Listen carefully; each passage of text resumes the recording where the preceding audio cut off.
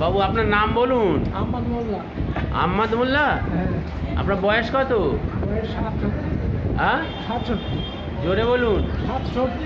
67। হ্যাঁ। আচ্ছা আচ্ছা, আপনার কষ্টটা কি? আপনি এখানে যে ওষুধ খেতে আসেন, আপনার কষ্টটা কি?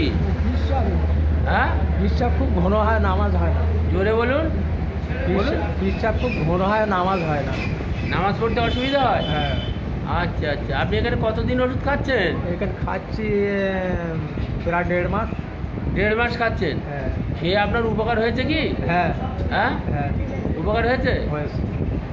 তাহলে আপনার মনে একটু ভরসা এসছে হ্যাঁ, যে আপনি আস্তে আস্তে ওষুধ খেলে ভালো হয়ে যাবেন? ভালো হয়ে যাবো। হ্যাঁ হ্যাঁ, এখন অনেকটা ভালো হয়ে গেছেন তো? অনেকটা ভালো। তাহলে আসবেন, হ্যাঁ। হ্যাঁ হ্যাঁ। ওষুধ খেয়ে যাবেন, হ্যাঁ। তাহলে আপনি একদম পুরো ভালো হয়ে যাবেন, তাই তো? আচ্ছা।